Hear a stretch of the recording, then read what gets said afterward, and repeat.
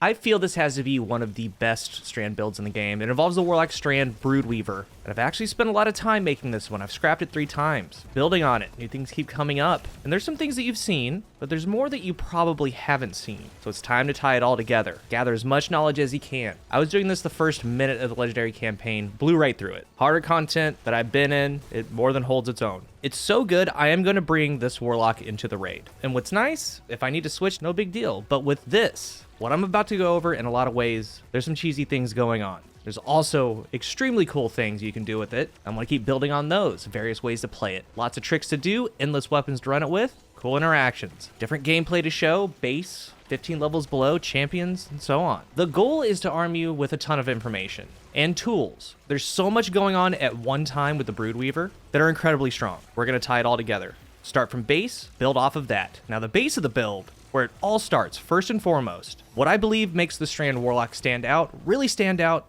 is the Arcane Needle melee. You have 3 charges, by far the rangiest melee the Warlock has ever had. It's pinpoint, extremely far throw distance, PvE or the Crucible. You throw it in the direction and it seeks. You hit an enemy, they become unraveled. Free unravel. As a target takes damage, projectiles launch from them, damage other nearby targets. When an unraveled target goes down, it turns into a Tangle. If you have unraveling rounds on a Strand weapon, it gains anti-barrier rounds that stun barrier champions. By itself, a great tool. Little mini boss here on Europa, the Shuro Chi Thrall with like a lot of groups. You hit them with it, they start to unravel, they become green, its spread starts to clear. It's like a Strand version of Jolt. Incandescent a little bit, adding damage that can spread. And the first initial down is going to spawn a Tangle. At this point, as we discussed in a previous video, I highly encourage you to run the Fury Fragment. It's a key part of what this class is doing. With that Tangle and the Fury Fragment, damaging enemies with the Tangle grants melee energy. You have to pick it up, throw it into an enemy, into a group. Do not shoot it to detonate it unless it's a last resort. So when you throw it into a group, a lot of enemies, it can fully reset your melee and more. If you throw it into a boss, yellow bar, it can give you a full reset and a little bit more sometimes. Fully reset the melee, just bypassing it. So as you're just stranding everything around, the Tangles are going to be up. If other subclasses that you're playing with, or you're out in PvE, other players are using Strand, there will be Tangles. No one claims it, go up, pick it up, throw it into a group, do it over and over. A great loop. Unravel, spread damage, throw Tangle, get melee back. I did the entire Lightfall campaign with this. Of course, there's a lot to add on to it, but this right here is a key part of it. The necrotic grips. The things you can do with this are wild. Then we're going to build on it even more. Let's look what happens to that group when the necrotic grip's on. Remember, the exotic perk, damaging combatants poisons them, dealing increasing damage over time, and defeating a poison combatant spreads the condition. Absolutely nuts on the Broodweaver. You have 3 melee charges. The interaction is similar to Jolt, so the poison damage as a source is proccing Unravel, like it would with Jolt. So going back to that little mini boss on Europa, 1 melee will take them down from a distance. And again, by itself, the melee is the furthest necrotic melee in the game. You can set it from a mile away, and if it lands into a group from a distance, you don't have to really worry about it. The interaction of the necrotic poison and unravel, it's like a little double damage thing. One's helping the other. Both sources spread. Something that this Warlock with this exotic at base can do. Send it into groups, put it on a single target as extra DPS, but it gets a whole lot better. The base loop is to throw a melee, watch it spread. Pick up the Tangle after the dust has settled, find another group or a high value target, throw it at them, reset the melee, do it again. But the things that you're doing with this loop, you can add a lot to it. Let's say Volt Shot. All you do is down and add, load in Volt Shot, place Jolt on an enemy, and throw the melee. So 1 bullet, 1 melee. You have Jolt on them, the poison's proccing Jolt and Unravel. You have 3 sources doing damage. If that target's just moving wildly, sporadically everywhere, it's gonna start spreading it. And one of my favorites is Jolt, the melee, with Unravel and Poison, and then throw a couple anarchy shots. So at this point, it's just melting them. You're not doing anything. The cost is way down. You down and add, place Jolt on them, throw a melee, 2 shots of anarchy. That's it. Especially in harder content when you find yourself just running around a little bit, you can throw a couple anarchy shots on and throw a melee. You can do it with Wither Horde. Throw the melee, poison and unravel, Wither Horde them. You can run target lock volatile rounds because we have that on the artifact. throw the melee, then have a volatile round machine gun. You can get unravel rounds on a strand weapon by the artifact or getting a charged melee. So now we have unraveling rounds with jolt, with poison, with unravel. All it is just necrotics into melee charge. Like a massive damage loop. Maybe use the new exotic machine gun where you can weaken volatile rounds, poison, jolt, unravel. Extremely strong, I'm telling you. But there's still a lot more to build. This is like a quarter of the way there. Side note, one trick to do is with the grapple, depending on the scenario. The Warlock grapple with the mind aspect states your grapple melee spawns 3 threadling eggs. So what I do, create a Tangle or maybe a hunter friend somewhere, set up a point. The grapple melee on any strand subclass is a free charged melee. It is charged, so that means you can use it as an anchor point and just keep swinging around it. Every time, every melee that you land is charged melee damage. If you have on necrotic grips, it's going to necrotic grip them. You're going to have 3 threadlings on them. And also, since it is a charged melee, for free, heavy-handed is going to count, meaning you're going to proc an orb. And with that one, powered melee final blows, create an orb. And also on the fragment, powered melee final blows grant unraveling rounds. So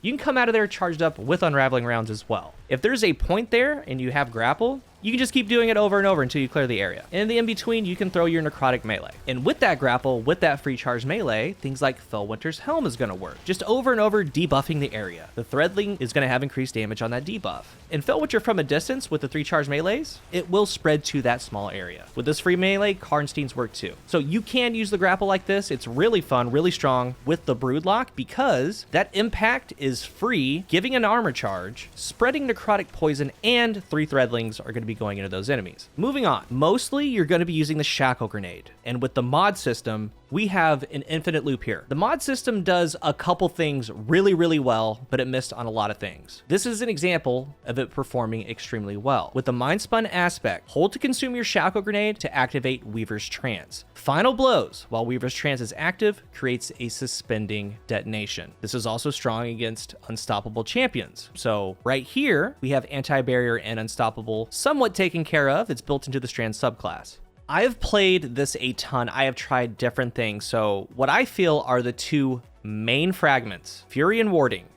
You're going to be creating orbs. Picking up an orb of power grants Woven Mail. Woven Mail, your body's encased, protective mesh, greatly reducing any incoming non-precision damage. Strand is a glass cannon. No survivability, really. No invisibility, no healing grenade, no overshield. So as a Warlock, your survivability purely depends on your Rift and Woven Mail. So since minute 1 of playing this subclass, this is what I've found. And again, all of this is a suggestion. The other 2 fragments are going to be Thread of Mind, Thread of Generation.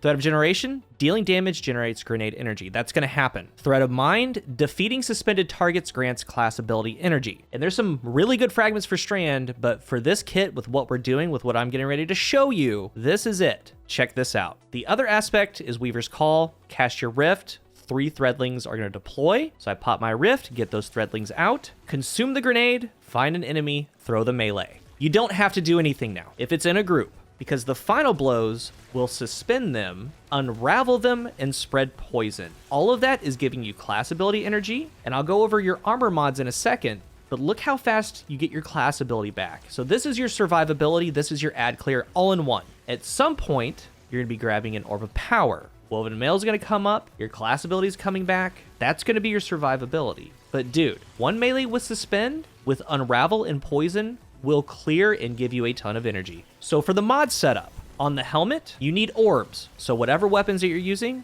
a Strand Siphon, an Arc Siphon, Void Siphon, whatever it is. On the arms, double grenade kickstart, you can do single. You're going to be siphoned, you're going to be getting orbs. When your grenade energy is fully expended, you gain grenade energy. So paired with the fragment of getting grenade energy with damaging targets, this is just a little bit more help. I personally right here have heavy-handed. Your powered melee final blows create orbs of power. So that's just another way to get an orb, because when you throw that, you get a final blow, it starts the process, and you have an orb to go pick up. Now, you can put on Font to give bonus strength. So Font is giving plus 30, and I believe 2 of them give plus 50 to your stat. It cannot go past 10, so right now my strength's at 40. This would get it to 70. But with how this plays, I'll get to it in a second, like all of this gets bypassed. You can do Focusing Strike, grant class ability energy when you cause damage with the melee, but the fragment takes care of that. On the chest, Charged Up, increases the maximum number of stacks of armor charge you can carry by 1, and I do have on Font of Endurance. So my resilience is at 77, it gives plus 30, so it will be at 100. When I gather my orbs, As long as the armor charges are there, as they decay down, I'm gonna have 100 resilience. That's why I have it. So you could make it your own. You could put on a resistance mod for the activity, arc, solar, whatever it is. There's emergency reinforcement if you want to go that route. There's reserves, of course, but I do think that charged up's pretty important. On the legs, you can surge something. So strand weapon surge for me, the little build I'm using, because I'm using a ton of different weapons, you can too, but also stacks on stacks. Picking up an orb of power grants 1 additional stack of armor charge. So 2, also extremely important. Because this whole mod system, the engine runs around these orbs. It's creating them, giving huge boosts to your stats or your abilities. And also when you pick them up, it gives ability energy. Now, I do have on Innervation, reduces grenade cooldown each time you pick up an orb. This could also go to Invigoration, picking up an orb gives you melee. And at the end here, like if you find yourself a little short on your melee, a little short on your grenade, you can change some things up, and this is one of those things that you can change. On the class item, I have double outreach, reduces the melee cooldown when using your class ability. As you saw, because of suspend, because of that fragment, it's giving the rift back all the time. I'm popping rifts, getting more melees to throw, suspending more enemies. Also important is time dilation. The armor charges do decay. This makes them last a little bit longer. So for my resilience, this is what's helping that. And you can make it your own. With how this is set up, the grenade takes care of itself because you have on the fragment, you have on double firepower, you get a little boost once you consume that grenade. It's going to be up again. With all those enemies suspended, you throw the melee, spread the poison, your class ability is taken care of. That's bypassed. You pop the rift, get health, double outreach is giving melee, find a threadling, throw the threadling, your melee's bypassed. So all 3 of these, when you're just cooking with fire, when you're running smooth, are all bypassed. And the whole goal really starts with that melee. It is just nice, sustained damage that can spread like wildfire. You can throw it into a group, it's going to spread. On a single target, you can start throwing on Jolt on them with your DPS. Volatile rounds, Unravel, whatever it is. At any given time from the melee, you have 2 sources with Unravel and Poison. You can do a source from Jolt, a source from volatile rounds. You can do unraveling rounds. You could burn them with Scorch, all on one target. So 4 to 5 sources. You add in your kickstarts, your mods, high uptime if you do it all right. But the necrotics are the main way. When you consume that grenade and throw out that melee and it starts spreading like wildfire, so much is bypassed. It's a ton of damage, extremely powerful. Tangles are going to be up, you're going to throw them, you're going to bypass the melee. You have firepower and the fragment for the grenade bypass. The suspended targets are just going to go down because of the poison. You're going to get your class ability back. You're going to find orbs, you're going to get surges, you're going to get woven mail, you're going to pop rifts. It is a great loop, and it has endless combinations. And that's going to be up to you. Like, you can focus on adding Jolt to it, volatile rounds, Unravel, maybe the new Void Machine Gun, a Wither Horde, combination. But it really does all start with that melee, with necrotics, throwing it all the time as much as you can. And from this point, maybe you've seen some other things, maybe you like certain things, just have fun with it, make it your own. And one thing that you can do, like I said, if you find yourself a little short on grenade or melee, the mods are a ton of help. Picking up the orbs are a ton of help to the ability energy. But if you find yourself a little short on grenade, move some mods around or run a demolitionist weapon. Same thing with your melee. If you find your melee come up a little short, because I will say this, once you get suspend going with all of the poison, your tangles are going to just kind of get bystandered and they're just going to explode without you doing anything. If that's the case, run a pugilist weapon. And this is the base of what I plan to go into with the raid. I think it's going to do really, really well. So if you're new here, remember to hit the subscribe button. And if you are subscribed, thank you so much for your support. Let's talk about Strand down below, and anything that you'd like to add to a Broodweaver build, let us know about it. Thank you for watching, and until the next one, I am CoolGuy.